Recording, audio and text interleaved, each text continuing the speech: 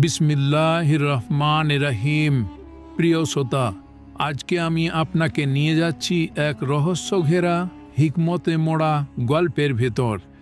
একজন আল্লাহর বান্দা যার জীবনের প্রতিটি পদক্ষেপ, প্রতিটি ঘটনা আমাদের জন্য এক অমূল্য শিক্ষা।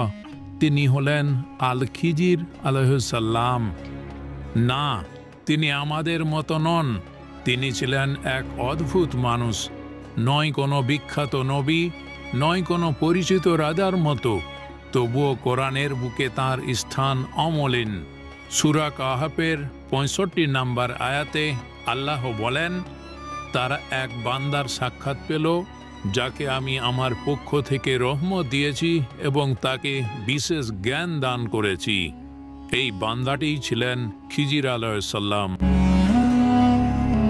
মুসা আলাইহিস সালাম একদিন আল্লাহর কাছে জানতে চাইলেন, হে আল্লাহ, এই পৃথিবীতে সবচেয়ে জ্ঞানী কে? আল্লাহ বললেন, একজন বান্দা আছে যার কাছে আছে এমন জ্ঞান যা তোমার কাছে নেই। মুসা আলাইহিস সালাম খিজির আলাইহিস সালামের খোঁজে রওনা দিলেন।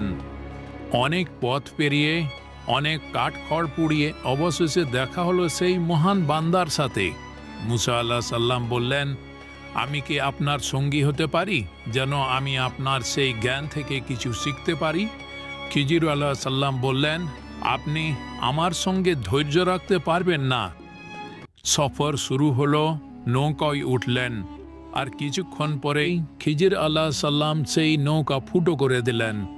মুসা আলাইহিস সালাম চমকে উঠলেন, এটা কি করলেন আপনি? খিজির বললেন, আমি কি বলিনি আপনি ধৈর্য রাখতে পারবেন না? পথে পেলেন এক শিশু। খিজির আলাইহিস সালাম তাকে হত্যা করলেন। এবার মুসা আলাইহিস সালাম আর চুপ থাকতে পারলেন না। একটা নিরীহ শিশুকে আপনি মেরে ফেললেন, এটা কেমন কাজ? শেষ গন্তব্য এক কৃপণ গ্রাম। সেখানে কেউ কিছু খেতে দেয় না, থাকার জায়গাও দেয় না। তবুও খিজির আলাইহিস সালাম সেই গ্রামে একটি ভেঙে পড়া দেওয়াল ঠিক করে দিলেন, বিনিময়ে কিছু চাইলেন না। মুসা আলাইহিস সালাম এবার বললেন, এত কষ্ট করলেন, কিছু পারিশ্রমিক তো নিতে পারতেন। খিজির বললেন, এই জায়গাতেই আমাদের বিচ্ছেদ। এবার শোনো, কেন এসব করলাম। নৌকাটা ফুটো করেছিলাম কারণ সামনে এক অত্যাচারী রাজা ছিল, যে সব ভালো নৌকা জোর করে নিয়ে নিত। শিশুটিকে মেরে ফেলেছি কারণ সে বড় হয়ে তার সৎ বাবা মাকে ধ্বংসের দিকে নিয়ে যেত। দেওয়ালটি ছিল এতিম দুই ভাইয়ের, যার নিচে গুপ্তধন ছিল। আমি সেটা রক্ষা করলাম যেন বড় হলে তারা তা পায়। এইসব আমি করিনি আমার ইচ্ছায়, আল্লাহর হুকুমেই করেছি। এখানে আমাদের জন্য এক বড় শিক্ষা লুকানো। জীবনে যা কিছু ঘটে সব কিছু আমরা বুঝতে পারি না, কিন্তু সব কিছুর পেছনে আছে এক মহান আল্লাহর হিকমত।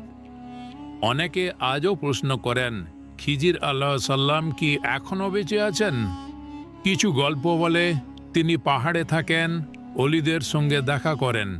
কিন্তু সহিহ হাদিসে বলা হয়েছে, আজ যারা জীবিত আছে 100 বছর পর তারা কেউ থাকবে না। এই হাদিস অনুযায়ী খিজির আলাইহিস সালাম ইন্তেকাল করেছেন, তবে তার গল্প আজও জীবিত, আমাদের শিক্ষা দিতে, ধৈর্য শিখাতে, বিশ্বাস গড়ে তুলতে। হে আল্লাহ, তুমি আমাদের এমন ধৈর্য দাও যেমন মুসা আলাইহিস সালাম চেয়েছিলেন। তুমি আমাদের এমন হিকমত দাও যেমনটা তুমি খিজির আলাইহিস সালামকে দিয়েছিলেন। আর তুমি আমাদের এমন বিশ্বাস দাও যা অন্ধকার পথেও আলোর মতো জ্বলতে থাকে। আমিন। এই ছিল আল খিজির আলাইহিস সালাম, এক রহস্যময়, নীরব অথচ প্রজ্ঞাময় আল্লাহর প্রিয় বান্দা। আল্লাহ আমাদের জীবনেও তার মতো কিছু শিক্ষা দিয়ে দিন, ইয়া রব। আমিন।